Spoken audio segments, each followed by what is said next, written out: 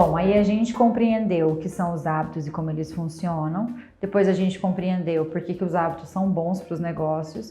E aí a única questão que falta agora é, e como que se cria hábitos, como se sustenta novos hábitos ou como se mudam hábitos antigos. Aí, para a gente chegar nessa resposta, a gente precisa lembrar novamente do loop do hábito, onde eu tenho um gatilho, uma rotina e uma recompensa. E lembrar que esse fluxo ele sempre se dá dessa forma, certo? Quando a gente pensa em mudar um hábito ou criar um hábito novo, o que se sugere na literatura, em grandes livros a respeito disso, inclusive deixo aqui a recomendação para o Poder do Hábito, que é um clássico, e para o Hooked, que é um livro que não tem, infelizmente, traduzido para o português, mas é de fácil leitura, que fala justamente sobre a criação de hábitos para produtos digitais.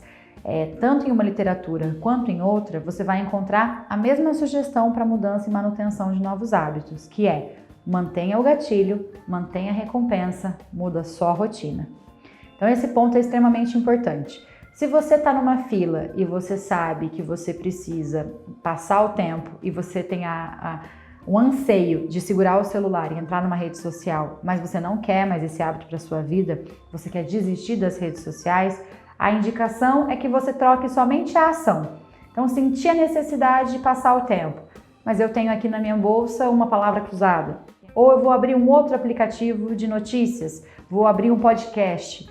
Você cria uma outra rotina para aquele gatilho e vai mantendo isso de forma mecânica por um tempo. Não adianta achar que você vai fazer isso 2 vezes e na terceira vez já é um hábito. Isso não acontece dessa forma. Precisa de uma mecânica, você precisa forçar um pouco. E com o tempo, isso vai acabar naturalmente trazendo uma constância e a constância traz o hábito.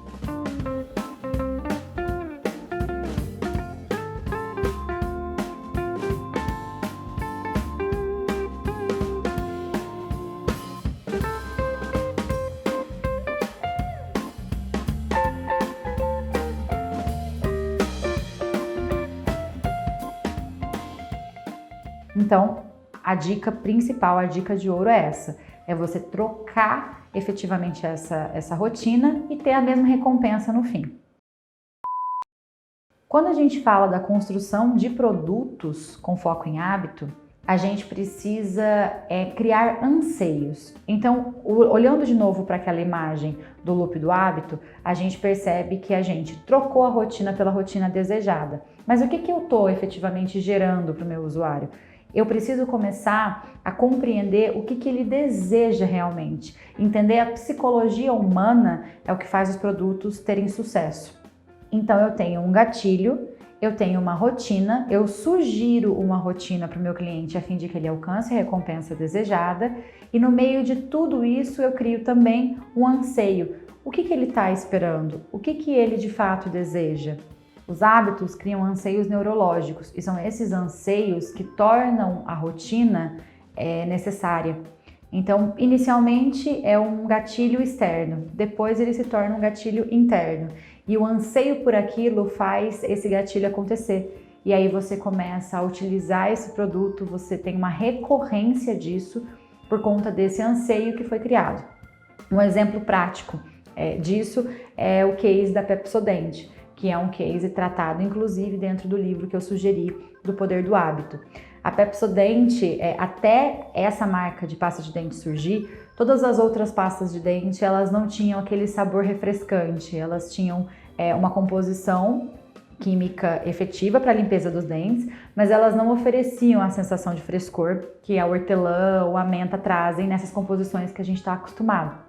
E a Pepsodent, ela foi tornando o ato de escovar o dente um ato comum na vida dos usuários, porque ela trouxe algo a mais, ela criou um anseio por frescor. Até então, a rotina de escovar os dentes, ela era uma rotina simples de higiene e ela nem era tão efetiva assim.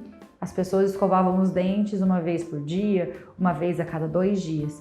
Quando a Pepsodent surge, ela dá um quê a mais. Ela tem o mesmo gatilho, necessidade de higiene, ela tem a mesma rotina, escovar os dentes, ela tem a mesma recompensa no fim, que é a limpeza. Mas o que ela faz de diferente? Ela coloca um frescor que até então o usuário não tinha sentido. E aí ela muda essa forma de se comportar. Então o usuário começa a sentir uma necessidade de sentir o frescor. Então não é só a higiene pela higiene, também é a necessidade de ter aquele momento pleno de satisfação.